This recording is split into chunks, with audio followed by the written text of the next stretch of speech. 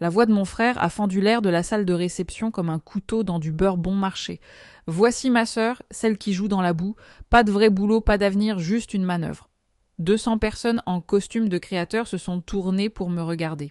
Les flûtes de champagne se sont immobilisées à mi-chemin des lèvres. Quelqu'un a même eu un hoquet de surprise. Et moi, j'étais là dans mon plus beau jean et le chemisier en soie que j'avais acheté spécialement pour l'occasion, sentant la chaleur me monter aux joues, alors que des rires épars ondulaient dans la foule. Grégoire a levé son verre avec un sourire narquois. Mon propre frère, lors de la célébration de sa fusion d'entreprise, devant toutes les personnes qui comptaient pour lui. Et le pire, c'est que ma mère a souri. Pas un grand sourire, juste cette petite expression pincée qu'elle arborait toujours quand Grégoire me remettait à ma place. Comme si elle était d'accord, mais trop polie pour le dire elle-même. Laissez-moi reprendre. Je m'appelle Solène Moreau, j'ai 34 ans, et selon ma famille, je suis la ratée qui creuse des fossés pour gagner sa vie. Voici ce qu'ils ignorent. Je suis propriétaire de Espace & Harmonie, une agence d'architecture paysagiste. Nous avons 47 employés répartis sur 3 régions. L'année dernière, notre chiffre d'affaires a atteint 11 millions d'euros, ce qui porte la valeur de l'entreprise à environ 12 millions d'euros. Cette année, nous venons de signer un contrat de 4,2 millions d'euros avec la mairie pour le projet de réaménagement des berges du centre-ville. Mon entreprise a fait l'objet de 2 articles dans AD Magazine. Nous avons remporté le Grand Prix national du paysage pour la restauration du parc des Ormes. Mais bien sûr, je ne suis que la sœur qui joue dans la boue. Je n'ai jamais parlé de tout cela à ma famille, ni de l'argent, ni des récompenses, ni du fait que ma masse salariale hebdomadaire s'élève à 47 000 euros. Je suppose que j'avais cette idée naïve qu'ils finiraient par me voir pour qui j'étais sans qu'une étiquette de prix y soit attachée, que peut-être juste, peut-être ils aimeraient leurs filles et leurs sœurs sans avoir besoin de connaître d'abord ma valeur nette. Alerte spoiler, ça n'est jamais arrivé. Grégoire a 38 ans, 4 de plus que moi, et 400 fois plus arrogant. Il travaille dans la finance, ce qui, dans notre famille, signifie en gros qu'il marche sur l'eau. Maman l'appelle son petit génie depuis qu'il a obtenu son premier stage à 22 ans. Chaque Noël, chaque Pâques, chaque appel téléphonique un mardi au hasard ramenait la conversation à la dernière promotion de Grégoire, la nouvelle voiture de Grégoire, les clients importants de Grégoire. Et moi, Solène fait toujours son petit truc de jardinage. Ce n'est pas du jardinage, maman, lui ai-je répété environ 7000 fois. Je suis architecte paysagiste diplômé, je conçois des espaces extérieurs, je gère des chantiers de construction et je dirige une entreprise avec une flotte de matériel qui vaut plus que l'appartement de Grégoire. C'est bien, ma chérie, mais quand vas-tu trouver un vrai travail? Tu sais quelque chose à l'intérieur où tu ne te salis pas tout le temps? J'ai arrêté d'essayer d'expliquer il y a des années, certaines batailles ne valent pas la peine d'être menées. Du moins, c'est ce que je pensais. Grégoire m'a appelé 3 semaines avant sa grande soirée pour la fusion. Il a dit qu'il voulait que je sois là, ce qui aurait dû être mon premier signal d'alarme. Grégoire ne me veut jamais nulle part. Je suis le membre embarrassant de la famille qu'il prétend ne pas exister lors de ces événements de réseautage huppés. Ces mots exacts furent mémorables. Écoute Solène, c'est une soirée très importante pour moi, il y aura des gens sérieux, alors peut-être évite de trop parler de ton business de creusage de fossés d'accord, pas besoin que tu me mettes la honte. J'aurais dû dire non, j'aurais dû lui dire exactement où il pouvait se mettre son invitation, mais voici mon défaut fatal, j'aime vraiment mon frère. Quelque part sous toute son arrogance se trouve le gamin avec qui je construisais des cabanes en couverture. L'adolescent qui m'a appris à conduire, la personne que je pensais qui me soutiendrait toujours.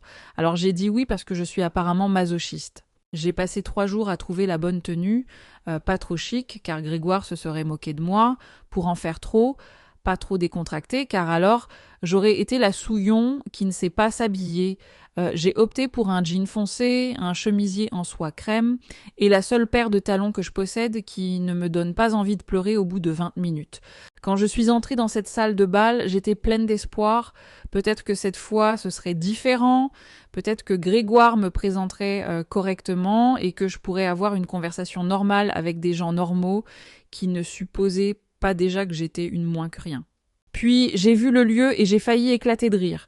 L'hôtel Majestic. Plus précisément, l'hôtel Majestic fraîchement rénové avec sa terrasse extérieure primée, ses jardins durables et son installation aquatique sur mesure. Je devrais le savoir, c'est mon entreprise qui a tout conçu et construit. Nous avons terminé le projet il y a 14 mois. Il y a une plaque en bronze près de la fontaine avec le nom de notre société dessus. Espace and Harmony, juste là dans le hall. Mon frère était passé devant sans même y jeter un coup d'œil. J'ai pris une coupe de champagne et j'ai essayé de trouver un coin tranquille. C'est alors que j'ai repéré ma mère, faisant sa grande entrée, se dirigeant droit sur Grégoire, comme un papillon de nuit vers une flamme. Elle l'a serré dans ses bras pendant 30 bonnes secondes. Quand elle m'a enfin remarqué, j'ai eu droit à un bref signe de la main et un regard qui disait « Ne cause pas de problème ce soir ». Salut maman, je vais bien merci de demander. Mon entreprise est florissante, je viens d'embaucher 3 nouveaux chefs de projet. Mais oui, parlons plutôt du costume de Grégoire. J'étais en train de composer mentalement mon plan d'évasion quand j'ai senti une tape sur mon épaule. Et là se tenait Thomas Bernard, mon ex-petit ami, l'homme qui m'avait largué il y a 8 ans parce que, je cite, « Je n'allais nulle part avec ce truc de tonte de pelouse ». L'homme qui m'avait dit que je n'avais aucune ambition et que je n'arriverais jamais à rien. Il avait eu des implants capillaires depuis la dernière fois que je l'avais vu. On aurait dit que quelqu'un lui avait collé un petit animal effrayé sur le front, mais bien sûr, c'est moi qui m'étais laissé aller.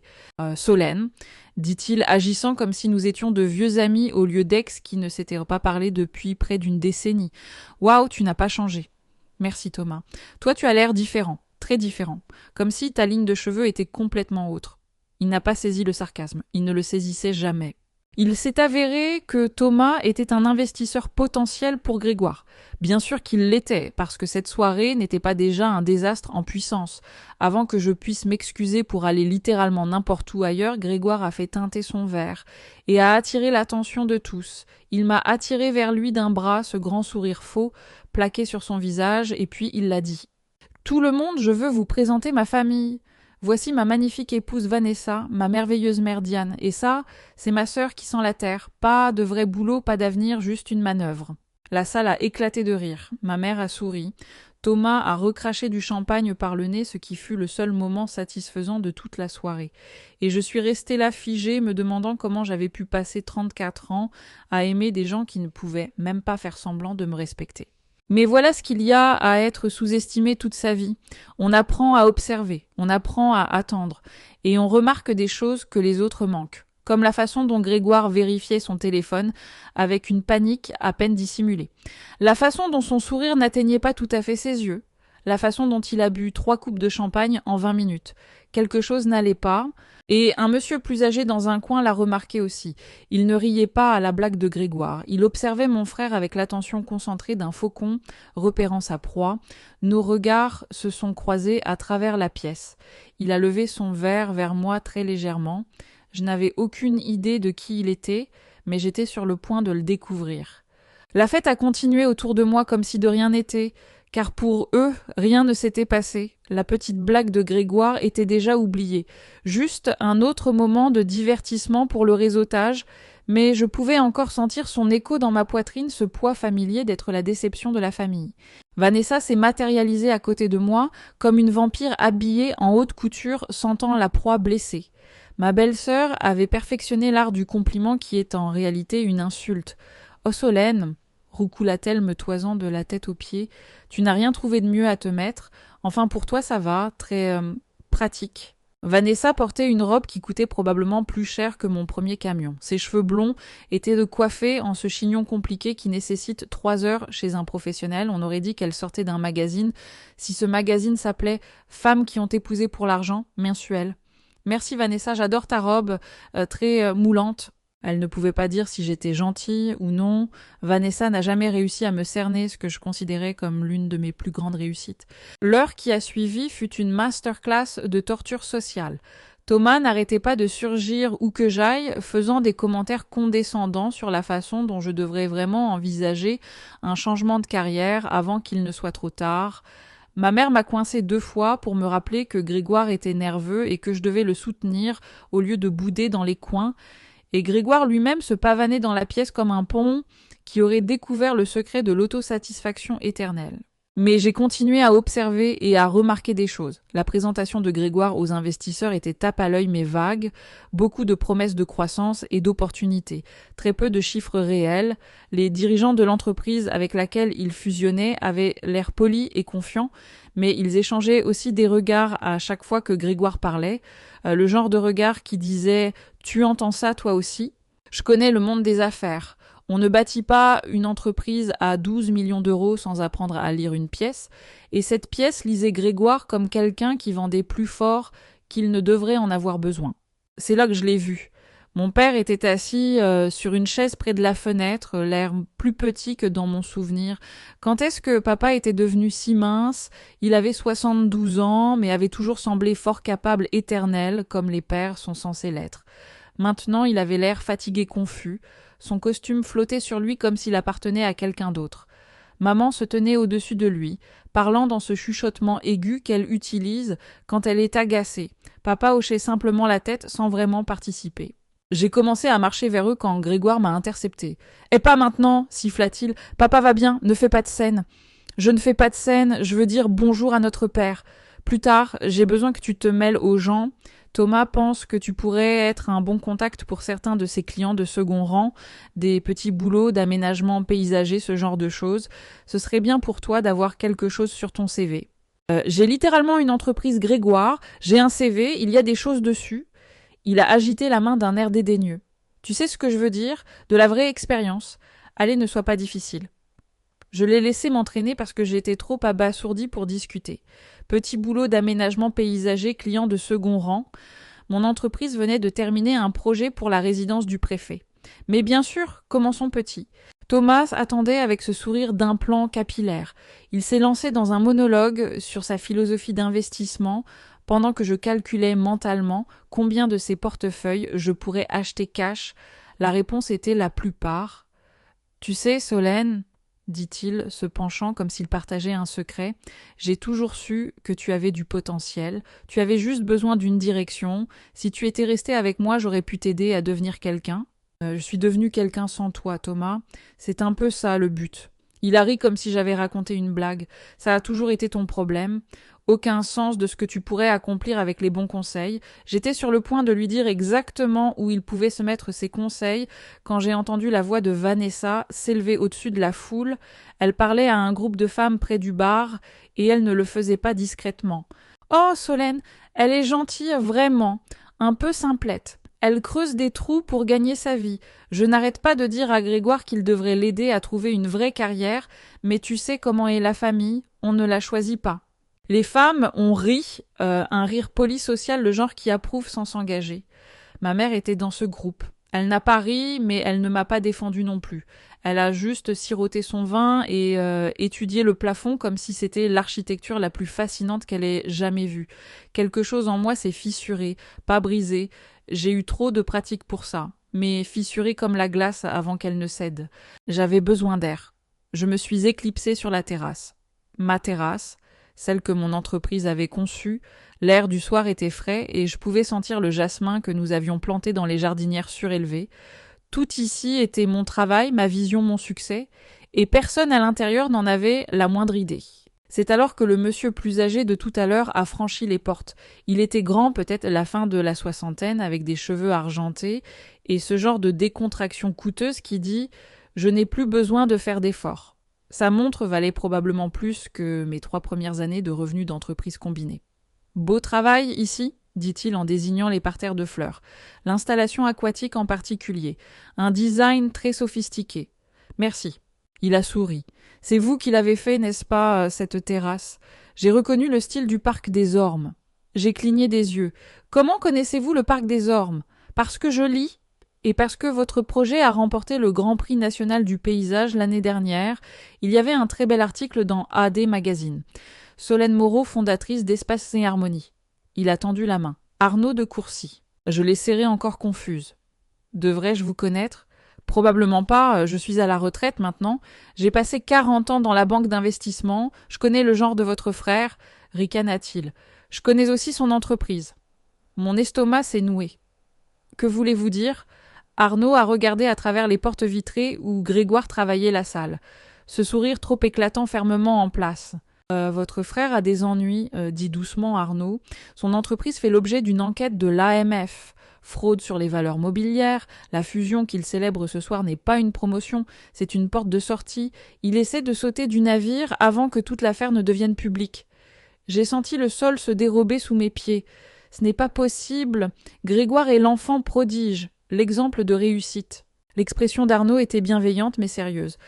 L'enquête est en cours depuis 8 mois. J'ai encore des amis dans le secteur. La firme qu'il rejoint achète essentiellement son silence, mais ils ne savent pas ce que je sais. Il a fait une pause. Et je suppose qu'ils ne savent pas ce que vous savez non plus. Ce que je sais. Arnaud a fait un signe de tête vers mon père, toujours assis seul, près de la fenêtre. Votre père a l'air inquiet, confus. Est-ce que Grégoire l'a aidé avec ses finances ? La fissure en moi s'est élargie. Comment saviez-vous ça ? Je ne le savais pas, mais j'ai déjà vu ce schéma. Quand les gens deviennent désespérés, ils prennent aux personnes qui leur font le plus confiance. J'ai fixé mon père à travers la vitre. Papa avait mentionné que l'argent était un peu juste ces derniers temps. J'avais supposé que c'était juste l'économie, peut-être de mauvais investissements. Mais si c'était pire, Arnaud m'a tendu sa carte. Je pense que vous devriez enquêter sur ça discrètement. Et si vous trouvez ce que je soupçonne que vous trouverez, vous devriez savoir que le château de cartes de votre frère est sur le point de s'effondrer. La seule question est de savoir qui sera enseveli dessous. Il m'a laissé debout sur ma propre terrasse, entouré de mon propre travail, avec la certitude soudaine et terrible que tout ce que je pensais savoir sur ma famille était faux. Grégoire n'était pas l'exemple de réussite, il était l'escroc, et papa pourrait être sa victime. Je n'ai pas dormi cette nuit-là, je suis restée allongée dans mon lit, à fixer le plafond la carte de visite d'Arnaud de Courcy sur ma table de chevet comme une bombe à retardement. Enquête de l'AMF, fraude sur les valeurs mobilières. Les mots tournaient en boucle dans mon esprit comme un tonnerre lointain. Une partie de moi voulait croire que ce n'était pas vrai. Grégoire était arrogant, certes, méprisant absolument, un crétin de classe mondiale qui m'avait humilié devant 200 personnes, certainement, mais un criminel. Cela semblait un peu fort même pour lui. Puis je me suis souvenu du visage de papa à la fête. La confusion, la façon dont son costume flottait sur lui, la façon dont maman n'arrêtait pas de lui parler sèchement, comme s'il était un enfant à qui on ne pouvait pas faire confiance. J'ai toujours eu un bon instinct. On ne survit pas dans le bâtiment sans apprendre à faire confiance à son intuition.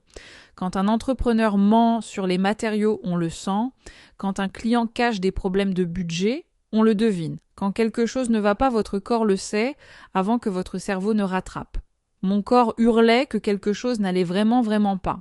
À 6 heures du matin, j'ai renoncé au sommeil et j'ai fait ce que je fais toujours. Quand j'ai besoin de réfléchir, j'ai conduit jusqu'à un chantier. Nous étions en train d'installer un jardin japonais pour un dirigeant d'une start-up en banlieue et regarder l'équipe travailler me calme toujours. Je me suis assise dans mon pick-up, un vieux Renault Talascan avec 300 000 km au compteur et une bosse sur le haillon, depuis la fois où mon chef de chantier avait accidentellement reculé dans un rocher. J'adore ce camion. Il est payé. Il roule parfaitement et il se fiche de combien d'argent je gagne, contrairement à certains membres de ma famille que je pourrais nommer. Le soleil du matin s'est levé sur le chantier et j'ai pris une décision. J'allais découvrir la vérité. D'abord, j'ai appelé Arnaud de Courcy. Il a répondu à la deuxième sonnerie, ce qui m'a dit qu'il s'attendait à mon appel. Je lui ai demandé de me dire tout ce qu'il savait sur l'enquête concernant l'entreprise de Grégoire. La conversation a duré 45 minutes. Arnaud a pris soin de ne partager que ce qui était techniquement une information publique ou de notoriété publique dans les cercles financiers, mais c'était suffisant. La firme de Grégoire avait truqué les comptes pendant des années, gonflant les rendements, cachant les pertes, déplaçant de l'argent pour combler les trous. L'AMF constituait un dossier depuis près d'1 an. Grégoire n'allait pas seulement perdre son emploi, il risquait potentiellement des poursuites pénales. Mais Arnaud a aussi admis qu'il ne savait pas tout.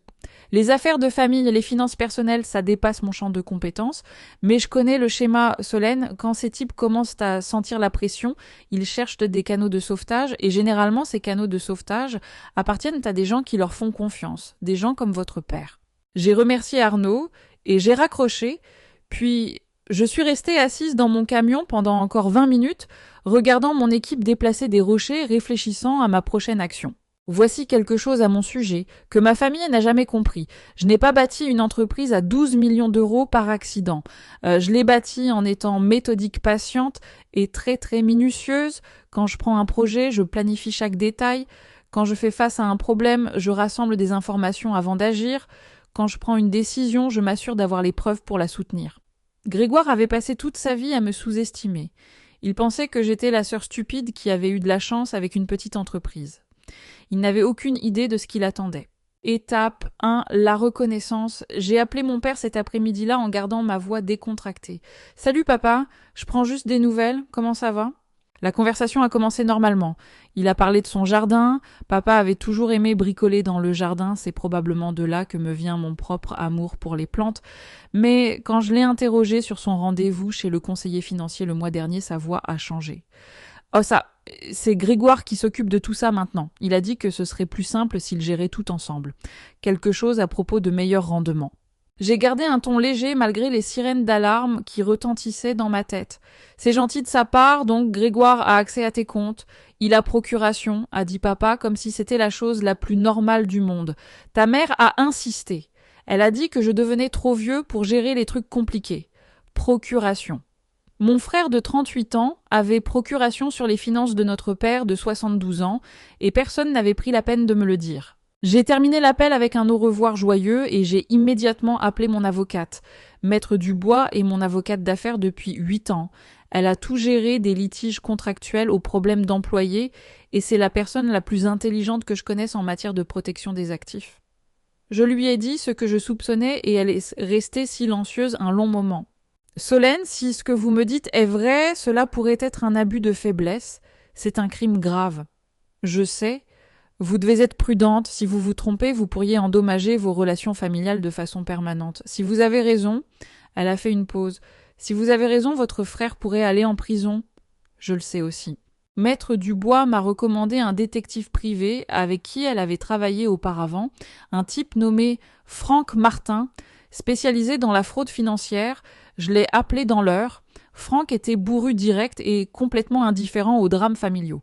Dites-moi juste ce dont vous avez besoin et je le trouverai, a-t-il dit. Gardez le mélo pour les fêtes de famille. Je pense que mon frère a volé mon père. J'ai besoin de preuves. Franck a dit qu'il aurait des informations préliminaires d'ici 2 semaines. Il m'a prévenu que je pourrais ne pas aimer ce qu'il trouverait.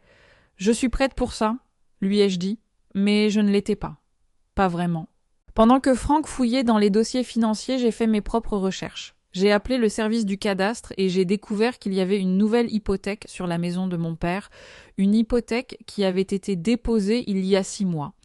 Papa vivait dans cette maison depuis 35 ans, il en était propriétaire sans dette depuis que j'étais au lycée. Maintenant, soudainement, il y avait une dette de 200 000 € attachée à elle. Mes mains tremblaient quand j'ai raccroché le téléphone. J'ai aussi découvert quelque chose d'intéressant sur la firme avec laquelle Grégoire était censé fusionner. Ils étaient légitimes, prospères, très respectés, mais ils avaient la réputation d'être extrêmement prudents en matière de partenariat. Ils faisaient des vérifications approfondies, des contrôles d'antécédents, des audits financiers, tout le tout team, ce qui signifiait soit qu'ils n'avaient pas encore terminé leurs recherches sur Grégoire, soit que quelqu'un leur avait donné des informations incomplètes. Arnaud avait mentionné qu'il avait encore des contacts dans le secteur. Je me demandais quelle influence un banquier d'investissement à la retraite pouvait encore avoir. 3 jours après la fête, je suis allée rendre visite à mes parents, pas pour confronter qui que ce soit, j'avais besoin de plus de preuves pour ça. J'avais juste besoin de voir mon père, d'évaluer la situation de mes propres yeux. Ce que j'ai trouvé m'a glacé le sang. Papa était pire qu'à la fête. Il semblait confus sur des choses basiques. Quel jour on était, s'il avait déjeuné. Maman n'arrêtait pas de répondre aux questions à sa place, parlant par-dessus lui, comme s'il n'était pas là. J'ai réussi à avoir papa seul quelques minutes pendant que maman était dans la cuisine. Je l'ai interrogé directement sur ses finances. Ses yeux sont devenus troubles. Je ne sais pas, ma chérie. Grégoire dit que tout va bien, qu'il s'occupe de tout. Tu sais combien d'argent il y a sur ton compte de retraite, papa ? Il ne pouvait pas répondre, il ne savait pas. Il ne savait même plus dans quelle banque se trouvaient ses comptes. Grégoire s'occupe de tout, a-t-il répété comme un mantra. Grégoire sait ce qu'il fait. J'ai quitté la maison de mes parents ce jour-là, avec les larmes aux yeux et la fureur au cœur. Mon frère avait profité de la confiance de notre père, de son esprit vieillissant, de sa conviction que la famille ne lui ferait jamais de mal. Grégoire avait bâti sa carrière en ayant l'air intelligent, pendant que d'autres faisaient le vrai travail. Maintenant, il construisait son fonds d'évasion sur les économies de toute une vie de notre père. 2 semaines plus tard, Franck Martin a appelé avec son rapport. Les dégâts étaient pires que je ne l'avais imaginé. Au cours des 2 dernières années, Grégoire avait transféré 340 000 € des comptes de papa vers les siens. Il avait contracté le prêt contre la maison sans que papa comprenne pleinement ce qu'il signait. Il avait même encaissé une police d'assurance vie qui devait revenir à maman s'il arrivait quelque chose à papa. Vol total plus d'1 demi-million d'euros. Mon père avait travaillé 40 ans comme électricien. Il avait économisé soigneusement, vécu modestement, constitué un pécule destiné à les faire vivre lui et maman jusqu'à la fin de leurs jours. Et Grégoire avait volé presque tout. J'étais assise dans mon bureau avec le rapport de Franck entre les mains, regardant l'entreprise que j'avais bâtie à partir de rien. 47 employés dépendaient de moi, des millions de contrats, une réputation que j'avais gagnée à la sueur de mon front, avec de la détermination et des milliers d'heures de travail acharné. Grégoire n'avait jamais travaillé une seule journée comme ça de sa vie. Il n'avait fait que prendre et prendre et prendre, mais sa prise allait bientôt cesser. J'ai appelé Maître Dubois, puis j'ai appelé Arnaud, puis j'ai appelé un contact que je m'étais fait il y a 3 ans quand mon entreprise avait fait l'aménagement paysager du palais de justice, un type nommé Jérôme Lambert qui travaillait à la brigade financière. Grégoire pensait qu'il était le plus intelligent de notre famille. Il était sur le point d'apprendre à quel point il avait tort. Les 3 semaines suivantes furent les plus concentrées de ma vie, et considérant que j'ai une fois géré 17 chantiers simultanément pendant une crise de la chaîne d'approvisionnement, ce n'est pas peu dire, j'ai installé ce que j'appelais ma salle de guerre dans mon bureau à domicile. Le rapport financier de Franck Martin, des relevés bancaires, des titres de propriété, une chronologie de chaque transaction suspecte de Grégoire. J'ai couvert un mur entier de documents et de post-it comme une sorte de tableau Pinterest sur le thème de la vengeance. Mon chat Biscuit était très préoccupé par mon état mental. Il n'arrêtait pas de s'asseoir sur les documents les plus importants, en miaulant comme s'il essayait d'organiser une intervention. Mais Biscuit ne comprend pas la fraude financière complexe, alors j'ai ignoré son opinion professionnelle. Jérôme Lambert de la brigade financière fut plus utile que mon chat, bien que légèrement moins câlin. Quand je l'ai appelé avec ce que j'avais trouvé, il y a eu une longue pause au bout du fil. « Mademoiselle Moreau, dit-il enfin. Vous comprenez que ce que vous décrivez est un crime distinct de ce que nous enquêtons déjà.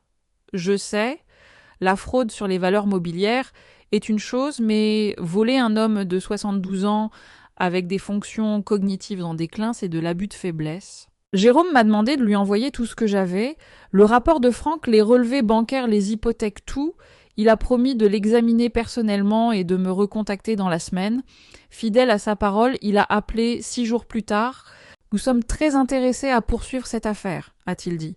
Les charges d'abus de faiblesse relèveraient du pénal, mais étant donné le chevauchement avec notre enquête financière, nous pouvons nous coordonner. Cependant, nous devons procéder avec prudence. Votre frère est déjà une personne d'intérêt dans notre dossier. S'il prend peur et s'enfuit, nous perdons tout. De quoi avez-vous besoin de ma part ? Jérôme a expliqué que la brigade financière montait son dossier contre l'entreprise de Grégoire depuis des mois. Ils avaient des preuves de fraude, de rapports falsifiés et de fonds de clients détournés. Grégoire n'était pas le cerveau, cet honneur revenait à son patron, mais il était suffisamment complice pour faire face à de graves accusations. Le problème était le timing. Il voulait arrêter les acteurs clés simultanément pour empêcher quiconque de détruire des preuves ou de fuir. Mes preuves sur le vol de papa ajoutaient une autre dimension, mais compliquaient aussi les choses. « Nous avons besoin d'un environnement contrôlé, » a dit Jérôme, « un endroit où nous savons qu'il sera, un endroit où nous pourrons nous coordonner avec les autorités locales. » C'est là que je me suis souvenu de l'annonce de Grégoire à la fête. Il prévoyait un dîner de famille dans un restaurant chic le mois prochain, une célébration de sa fusion en présence de ses nouveaux partenaires commerciaux. Et si je vous disais exactement où il sera, ai-je dit, un soir précis entouré de toutes les personnes qu'il essaye d'impressionner. Jérôme est resté silencieux un moment, puis il a dit « Dites-m'en plus ». Au cours des 2 semaines suivantes, je suis devenue la sœur la plus encourageante du monde. J'ai appelé Grégoire pour le féliciter de la fusion, j'ai envoyé des fleurs à Vanessa avec un mot disant que j'étais si heureuse pour eux. J'ai même appelé ma mère et suggéré que nous nous réunissions tous pour célébrer le succès de Grégoire, comme il se doit. Maman a d'abord été méfiante. Depuis quand te soucies-tu de la carrière de Grégoire ? J'ai réfléchi à ce que tu as dit, lui ai-je répondu, m'étouffant presque avec mes propres mots, sur le fait d'être plus encourageante d'apprécier ce que Grégoire a accompli. Je veux faire plus d'efforts. Maman a pratiquement fondu au téléphone. « Oh Solène, c'est si mature de ta part, Grégoire sera si content. » Grégoire était en effet content, si content qu'il m'a appelé lui-même, ce qui n'était pas arrivé depuis environ 3 ans. « Solène, c'est super, a-t-il dit, Vraiment super, je suis content que tu te ranges enfin de mon côté, ce dîner va être important. Mes nouveaux partenaires seront là, j'ai besoin que la famille fasse bonne impression. Je me tiendrai à carreau, ai-je promis. Ce que je n'ai pas mentionné, c'est que Arnaud de Courcy serait également présent. Je l'avais appelé le lendemain de mon accord avec Jérôme. Arnaud avait été ravi d'aider. J'attends depuis 40 ans de voir quelqu'un comme votre frère recevoir ce qu'il mérite, a dit Arnaud. Considérez-moi comme votre plus un. Arnaud a également passé quelques appels stratégiques à ses contacts au sein de la firme que Grégoire rejoignait. Il ne leur a pas tout dit, juste assez pour les rendre nerveux, juste assez pour qu'ils posent des questions, juste assez pour s'assurer que lorsque la vérité éclaterait, ils seraient prêts à fuir. Le restaurant que Grégoire avait choisi s'appelait Le Céladon. Nappe blanche, steak, hors de prix, le genre d'endroit où l'on vous juge si vous commandez du poulet. J'avais en fait une consultation d'aménagement paysager pour eux il y a 2 ans. Ils ont un magnifique patio-jardin que j'ai conçu bénévolement en échange d'une réduction à vie sur leur carte des vins. La vie consiste à faire des investissements stratégiques. J'ai coordonné le timing avec Jérôme. La brigade financière aurait des agents en civil positionnés dans le restaurant. Ils ne feraient pas de scène. Ce n'était pas un film. Ils attendraient mon signal, puis approcheraient Grégoire discrètement et lui demanderaient de sortir. Professionnel, contrôlé, dévastateur. Mais d'abord, j'avais une dernière chose à préparer. J'ai passé un week-end entier avec mon comptable à examiner mes finances. Mon entreprise était évaluée à 12 millions d'euros. Mes économies personnelles, mes investissements et mes biens immobiliers totalisaient 3 millions supplémentaires. J'étais selon toute mesure raisonnable riche. Je ne m'étais jamais senti riche. Je conduisais toujours mon vieux pick-up, portais toujours des bottes de travail la plupart du temps, avais toujours de la terre sous les ongles régulièrement. L'argent n'avait jamais été le but pour moi. Construire quelque chose était le but. Créer quelque chose de beau à partir de matières premières et de travail acharné, c'est ça qui comptait. Mais l'argent allait compter énormément car j'allais utiliser le mien pour réparer ce que Grégoire avait brisé. J'ai mis en place une fiducie pour les soins de mon père, j'ai pris des dispositions pour rembourser l'hypothèque frauduleuse sur sa maison, j'ai contacté un avocat spécialisé dans le droit des personnes âgées pour établir une tutelle appropriée afin d'empêcher quiconque de l'exploiter à nouveau. Quand tout cela serait terminé, papa serait protégé, maman serait prise en charge et Grégoire ferait face aux conséquences de ses choix.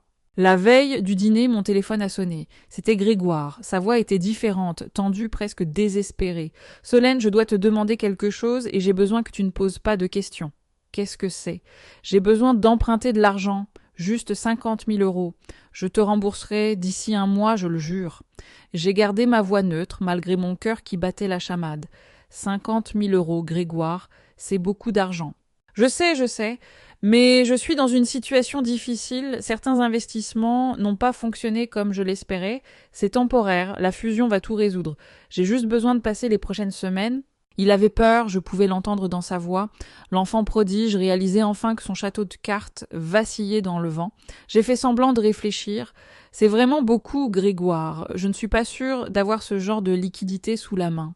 Allez Solène, je sais que tu t'en sors bien avec ton petit business, tu dois bien avoir quelque chose de côté. Ton petit business ? Même maintenant même quand il me suppliait de lui prêter de l'argent, il ne pouvait s'empêcher d'être condescendant.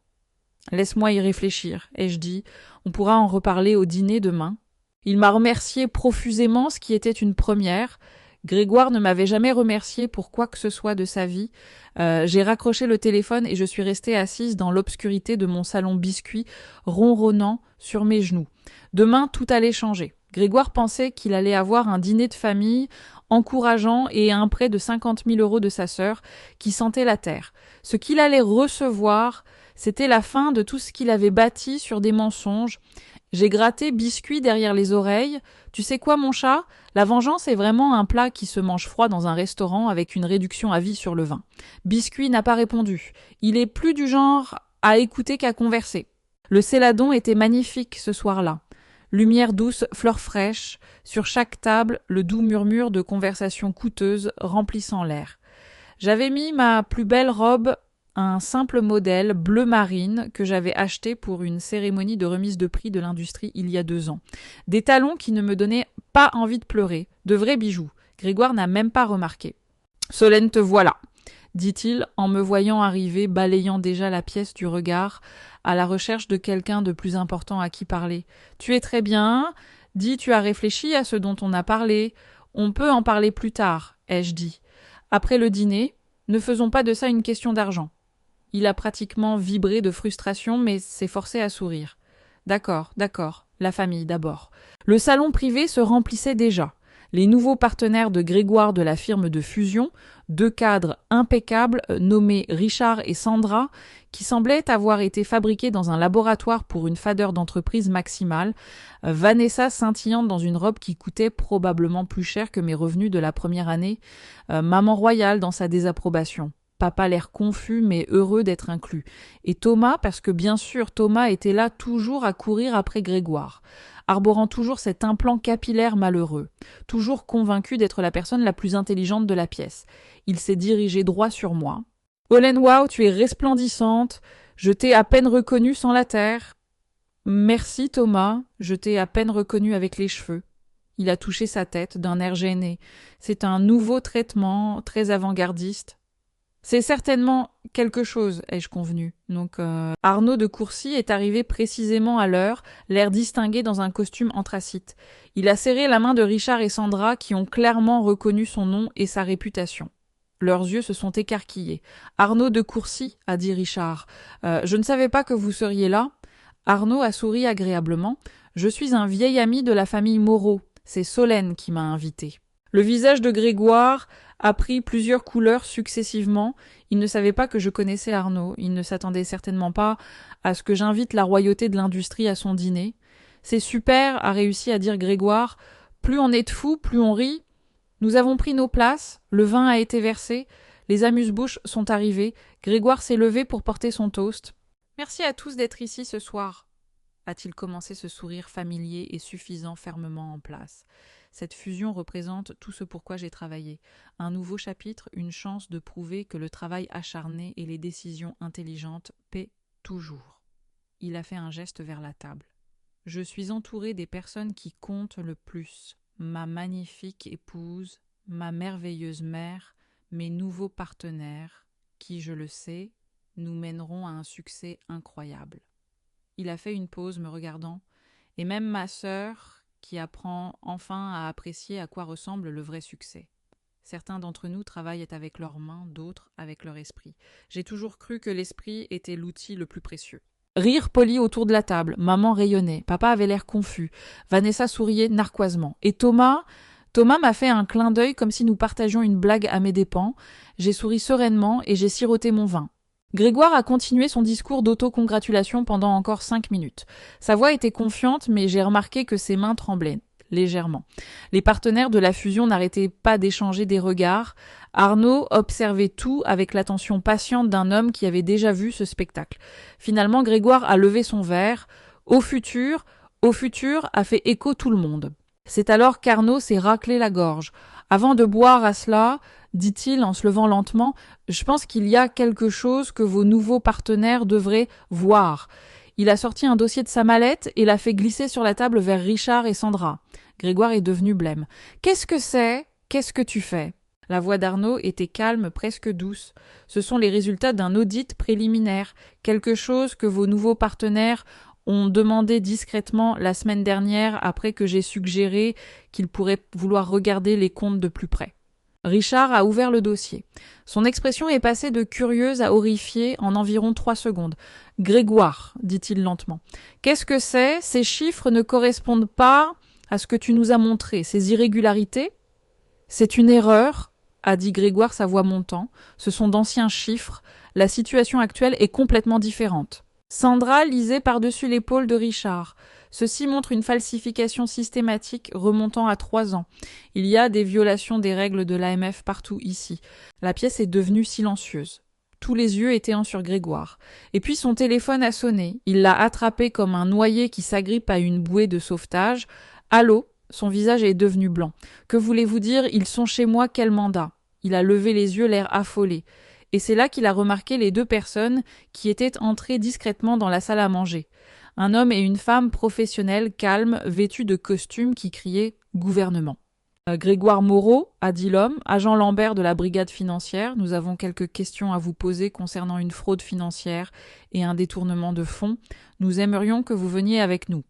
La bouche de Grégoire s'est ouverte et fermée comme un poisson. C'est de la folie. Je n'ai rien fait de mal. L'agent a produit un document. Nous avons également un mandat lié à un abus de faiblesse, plus précisément le transfert non autorisé de fonds des comptes de Gérard Moreau, votre père. Papa a levé la tête en entendant son nom. Quoi, qu'est-ce qui se passe? Le visage de maman était figé. Vanessa était devenue complètement silencieuse, sa coupe de champagne suspendue à mi-chemin de ses lèvres. Grégoire s'est tourné vers moi, les yeux flamboyants. C'est toi qui as fait ça. Je me suis levée, lentement lissant ma robe. Non, Grégoire, c'est toi qui as fait ça, j'ai juste fait en sorte que tout le monde le sache. Je me suis adressée à la table, gardant ma voix stable. Mon frère a transféré 340 000 € des comptes de notre père vers les siens au cours des 2 dernières années. Il a contracté un prêt de 200 000 € contre la maison de papa sans son consentement éclairé et a encaissé une police d'assurance vie qui devait revenir à maman. Au total, il a volé plus d'1,5 million d'euros. Il a exploité la confiance de notre père et sa santé déclinante pour financer son style de vie, pendant que son entreprise s'effondrait autour de lui. Je me suis tournée vers Richard et Sandra. Votre fusion aurait fait de vous des complices de sa fraude. Arnaud vous a rendu service. Je me suis tournée vers maman. Tu l'as mis en charge des finances de papa parce que tu pensais qu'il était celui qui avait réussi. Tu pensais que j'étais juste la sœur qui sentait la terre sans vrai boulot. Et enfin, j'ai regardé Grégoire.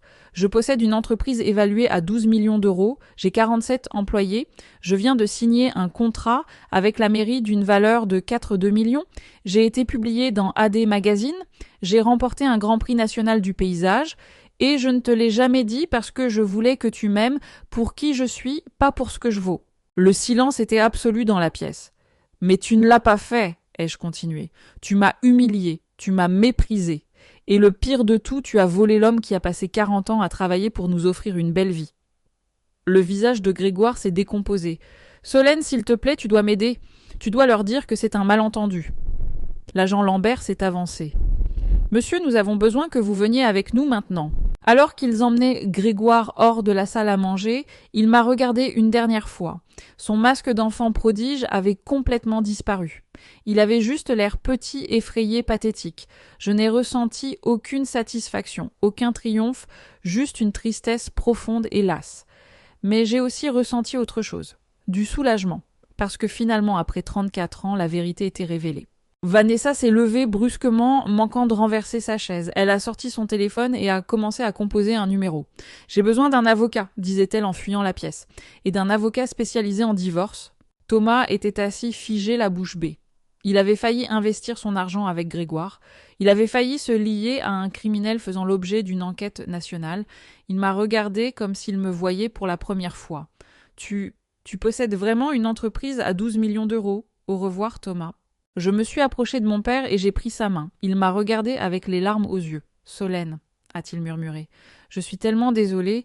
Je ne savais pas, je lui faisais confiance. Je sais, papa, ce n'est pas ta faute, je vais m'occuper de tout maintenant. » Il a serré ma main. « Tu as toujours été la bonne, j'aurais dû le voir. » Nous sommes restés assis là ensemble pendant que le chaos tourbillonnait autour de nous. Maman pleurait. Richard et Sandra passaient des appels précipités. Arnaud finissait tranquillement son vin avec l'air d'un homme qui avait vu de nombreux empires s'effondrer. Dehors, Grégoire était aidé à monter dans une voiture banalisée. Pas de menottes, pas encore. Mais sa carrière, sa réputation, son mariage, sa liberté, tout était fini. La sœur qui sentait la terre avait gagné. Un mois plus tard, je me tenais sur un chantier au petit matin, regardant mon équipe installer l'ultime installation aquatique pour le projet de réaménagement des berges. L'air sentait la terre fraîche et la possibilité. Mes bottes étaient boueuses, mes mains étaient sales et je ne m'étais jamais sentie aussi moi-même. L'arrestation de Grégoire avait fait les gros titres locaux, bien que j'ai refusé toutes les demandes d'interview. Les poursuites pour fraude financière se déroulaient parallèlement aux poursuites pénales pour abus de faiblesse. Ses actifs étaient gelés. Son ancienne entreprise s'était complètement effondrée. La fusion, évidemment, était morte. Vanessa a demandé le divorce 48 heures après le dîner. J'ai entendu dire qu'elle sortait déjà avec l'un de ses avocats spécialisés en divorce. Certaines personnes retombent vraiment toujours sur leurs pieds. Thomas m'avait appelé 2 fois, laissant des messages vocaux de plus en plus désespérés sur le fait qu'il avait toujours cru en moi et que peut-être nous pourrions prendre un café un de ces jours. J'ai supprimé les 2 messages, sans répondre. Certains ponts ne valent pas la peine d'être reconstruits. Ils valent la peine d'être regardés brûlés à une distance de sécurité avec un bon verre de vin. L'argent que Grégoire avait volé à papa était en cours de récupération par la voie légale. Mais je n'ai pas attendu cela. J'ai immédiatement remboursé l'hypothèque frauduleuse sur la maison de mes parents. J'ai mis en place une fiducie pour les soins de papa avec mes propres fonds. J'ai engagé une aide-soignante à temps partiel pour aider maman à gérer ses besoins. Le déclin cognitif de papa était réel, mais il allait mieux maintenant que le stress de sa confusion financière avait disparu. Il passait la plupart de ses journées dans son jardin à s'occuper de ses plants de tomates, m'appelant de temps en temps pour discuter de tout et de rien. Ces appels étaient la meilleure partie de ma semaine. Maman et moi avons eu une conversation compliquée quelques jours après le dîner. Elle ne s'est pas excusée. Ce n'est pas vraiment son style. Mais elle a dit quelque chose qui m'a surprise. Je n'ai jamais compris ce que tu faisais, a-t-elle admis. On aurait dit que tu jouais juste dans la terre. Grégoire expliquait les choses d'une manière que je pouvais comprendre. Des chiffres, des titres, des choses qui semblaient impressionnantes. Elle a fait une pause. J'aurais dû te poser plus de questions. Ce n'était pas exactement un pardon, mais c'était un début. Arnaud de Courcy et moi déjeunions ensemble une fois par semaine maintenant. Il était devenu une sorte de mentor, offrant des conseils commerciaux et me présentant à des contacts qui pourraient aider Espace & Harmonie à se développer encore plus. Il a dit que regarder la chute de Grégoire était le divertissement le plus amusant qu'il ait eu depuis sa retraite. Cet homme a un sens de l'humour noir, j'apprécie ça. Mon téléphone a vibré. Un texto de mon chef de chantier. L'installation aquatique était prête pour son test final. Je me suis dirigée vers le panneau de contrôle et j'ai appuyé sur l'interrupteur. L'eau a jailli en arc parfait, captant la lumière du matin, créant de minuscules arcs-en-ciel dans la brume. L'équipe a applaudi. Quelques-uns m'ont tapé dans le dos. C'est ça que j'avais construit. Pas seulement des fontaines et des jardins, mais une entreprise pleine de gens qui me faisaient confiance. Des projets qui dureraient des décennies, de la beauté créée à partir de matières premières de travail acharné et d'une détermination obstinée. Grégoire avait passé sa carrière à jongler avec de l'argent sur des tableurs, ne créant rien, ne construisant rien, n'aidant personne. Et à la fin, il avait tout perdu. J'avais passé ma carrière à me salir les ongles, à créer des espaces qui apportaient de la joie aux gens, à construire quelque chose de réel, et à la fin, j'avais tout ce qui comptait. Mon téléphone a sonné. Un nouveau client voulait discuter d'un projet commercial de 3 millions d'euros. J'ai regardé mes bottes boueuses, mes mains calleuses, mon équipe célébrant une autre installation réussie. Certaines personnes passent tellement de temps à mépriser les autres qu'elles ne remarquent jamais qu'elles sont sur des sables mouvants. J'ai répondu au téléphone avec un sourire. « Ici Solène Moreau, comment puis-je vous aider ?»